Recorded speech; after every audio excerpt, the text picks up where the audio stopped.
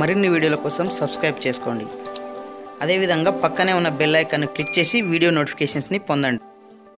Hi friends, కేంద్ర ప్రభుత్వం ఈబీసీలకు 10% రిజర్వేషన్లు కల్పించాలని చెప్పేసి మనకు లోక్సభ రాజ్యసభలో ఈ బిల్లుకు ఆమోదం తెలపడం జరిగింది. సో తదనంతరం మనకు రాష్ట్రపతి కూడా దీనిపైన సంతకం చేయడం జరిగింది. సో తర్వాత దీనికి సంబంధించి కేంద్రం గెజిట్ అనే నోటిఫికేషన్ విడుదల చేయడం జరిగింది. సో దీని ద్వారా ఈబీసీలకు 10% రిజర్వేషన్ అనేది కల్పించడానికి అవకాశం అనేది ఏర్పాటు చేయడం జరిగింది. సో దీనికి సంబంధించినటువంటి పూర్తి వివరాలను మనం ఇప్పుడు తెలుసుకోబోతున్నాము. సో ఫ్రెండ్స్, మనకు వివరాల్లోకి వెళ్తే ఇక్కడ చూడవచ్చు, మనకు ఏదైతే పేదలకు ప్రభుత్వ ఉద్యోగాలు విద్యా సంస్థల్లో జనరల్ కేటగిరీలో కల్పించిన 10% కోటా రిజర్వేషన్ అమల్లోకి వచ్చింది. సో దీనిపై సోమవారం కేంద్ర ప్రభుత్వం నోటిఫికేషన్ జారీ చేసింది. సో రిజర్వేషన్లు కల్పించేందుకు తీసుకొచ్చిన రాజ్యాంగ 103వ సవరణ చట్టం 2019 జనవరి 14 సోమవారం నుంచి అమల్లోకి వచ్చినట్లు కేంద్ర సామాజిక న్యాయ సాధికారత మంత్రిత్వ శాఖ గెజిట్ నోటిఫికేషన్ వెల్లడించింది.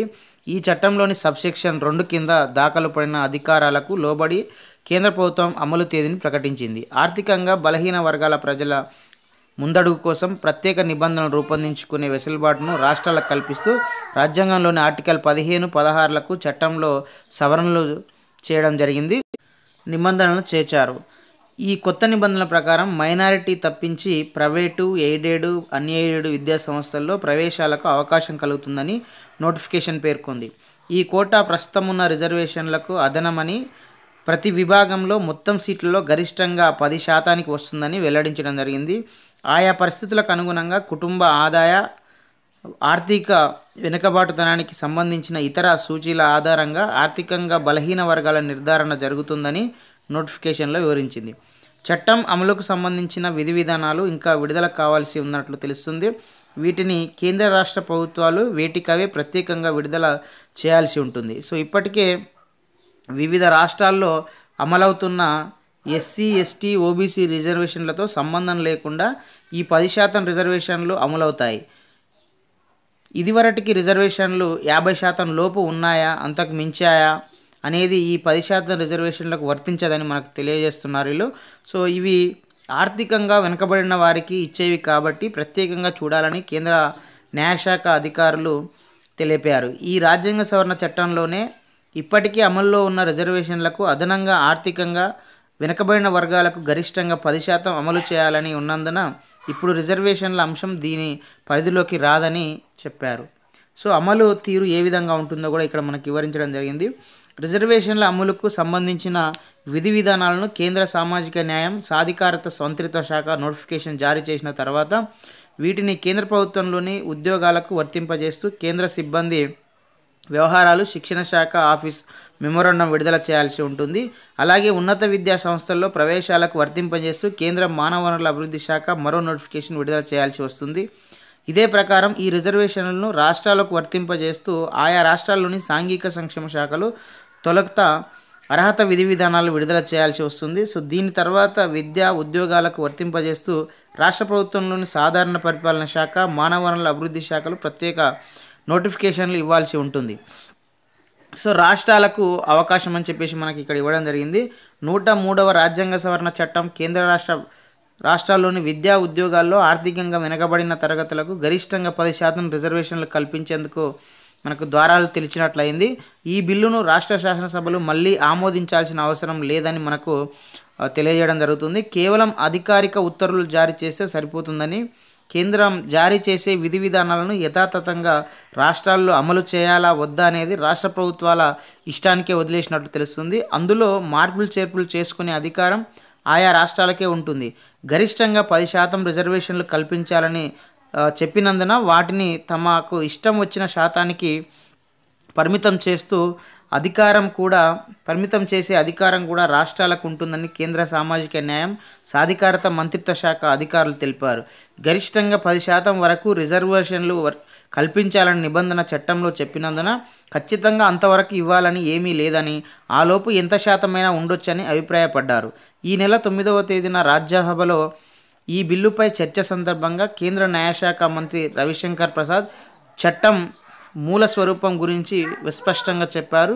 రాజ్యాంగంలో ప్రాథమిక హక్కులకు సవరణ చేస్తున్నాం. ఇది కేవలం కేంద్ర ప్రభుత్వ ఉద్యోగాలకే కాదు రాష్ట్ర ప్రభుత్వ ఉద్యోగాలకు వర్తిస్తుంది. 2 లక్షల పరిమితి గురించి చాలామంది ప్రశ్నిస్తున్నారని, అయితే రాష్ట్ర ప్రభుత్వ ఉద్యోగాలకు ఆ పరిమితిని 5 లక్షలకే పరిమితం చేస్తామని చెప్పుకునే అధికారం రాష్ట్ర ప్రభుత్వాలకు ఉంటుందని, రాజ్యాంగం రాష్ట్రాలకు ఆ మేరకు అధికారం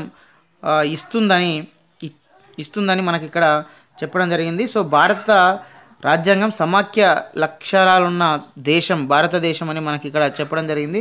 కేంద్ర ప్రభుత్వానికి ప్రత్యేక అధికారాలు ఉన్నాయి, కానీ ఈ చట్టం అమలులోకి వచ్చిన తర్వాత రాష్ట్రాల్లోనూ ఆర్థికంగా బలహీన వర్గాలకు 10% రిజర్వేషన్ కల్పించాల్సిందే అని ఇక్కడ వివరిస్తున్నారు. అందుకు విధి విధానాలు ఎలా ఉండాలనేది రాష్ట్ర ప్రభుత్వాలు నిర్ణయించుకుంటాయని చెప్పేసి మనకి ఇక్కడ తెలుస్తుంది. మేము రిజర్వేషన్లు అమలుకు అవసరమైన పరిస్థితులను ప్రాథమిక హక్కుల సవరణ ద్వారా కల్పిస్తున్నాము. ఈ చట్టం ఆర్టికల్ 368 కింద చేస్తున్నారు.